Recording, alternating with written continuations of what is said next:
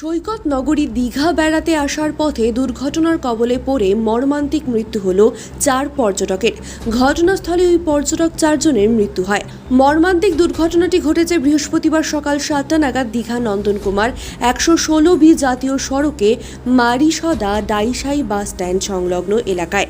যদিও পর্যটকদের এখনো পর্যন্ত কোনো পরিচয় জানা যায়নি। পরিচয় উদ্ধার করতে তদন্ত শুরু করেছে পুলিশ। পুলিশ সূত্রে খবর, কাঁথি থেকে একটি বেসরকারি বাস কলকাতার উদ্দেশ্যে রওনা দিয়েছিল। অপর দিক থেকে নদিয়া জেলা থেকে একটি প্রাইভেট গাড়িতে করে 4 জন পর্যটক দীঘা আসছিল। দীঘা নন্দনকুমার 116B জাতীয় সড়কে মারিসদা দাইসাই বাস স্ট্যান্ডের কাছে এলে যাত্রীবাহী বাস ও প্রাইভেট গাড়ির মুখোমুখি সংঘর্ষ হয়।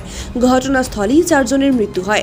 মারিসদা থানার পুলিশ 4 জনের মৃতদেহ উদ্ধার করে ময়নাতদন্তের জন্য কাঁথি হাসপাতালে পাঠিয়েছেন। মারিসদা থানার ওসি প্রলয় চন্দ্র বলেন, দ্রুত গতিতে থাকার কারণে এমন দুর্ঘটনা বলে অনুমান করছি। পরিচয় উদ্ধার করতে তদন্ত শুরু করা হয়েছে।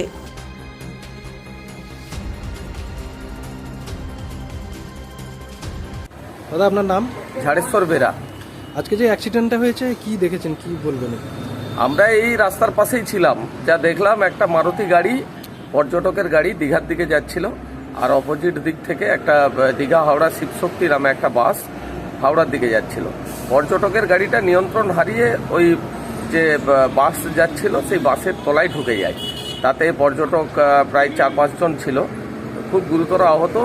এই স্পটেই মারা গেছে 2 জন। বাকি তাদেরকে মারিসদা থানায় খবর দেওয়ার পরে থানার পুলিশ প্রশাসন এসে তাদেরকে নিয়ে গেছে মারিসদা থানায়। গাড়ি থেকে পর্যটক যে মৃতদেহগুলোকেও পর্যন্ত স্পটে বের করা যায়নি, এতটাই ভয়ঙ্কর অবস্থায় ছিল। বাধ্য হয়ে থানা ক্রেন নিয়ে এসে তাদেরকে নিয়ে যায়। কিন্তু আমাদের যেটা বক্তব্য, এই দীঘা নন্দকুমার জাতীয় সড়ক নামে হয়েছে, কিন্তু সেই অর্থে পরিকাঠামো উন্নয়ন এখনও ঘটেনি। রাস্তা সম্প্রসারণ এখনও পর্যন্ত দীঘা পর্যন্ত হয়নি। হেড়িয়া থেকে আপনার নাচিন্দা পর্যন্ত সেই রাস্তা যেমনকে তেমনই আছে। এদিকে আবার কাঁথি থেকে দীঘা পর্যন্ত পিছাবনির পর থেকে রাস্তা সম্প্রসারিত হয়নি। ফলে প্রতিদিনই প্রায় এই ধরনের দুর্ঘটনা লেগেই আছে। আমরা সাধারণ মানুষ হিসাবে চাই যে দুর্ঘটনা তাকে এড়ানোর জন্যে রাস্তা সম্প্রসারণ যেভাবে সর্বত্র হয়েছে, বিশেষ করে প্রয়োজনে এটা পর্যটক কেন্দ্র যেহেতু, তাই ওয়ান ওয়ে রাস্তা করা খুবই জরুরি। এটা রাজ্য সরকার বা কেন্দ্র সরকারের এই ব্যাপারে দৃষ্টি আকর্ষণ করছি আমরা। কোথা থেকে গাড়িটা এসেছিল কিছু জানতে পারা গেছে? নদিয়া থেকে এসেছিল বলে যা পুলিশ সূত্রে জেনেছি আমরা এইখানে স্পটে থেকে।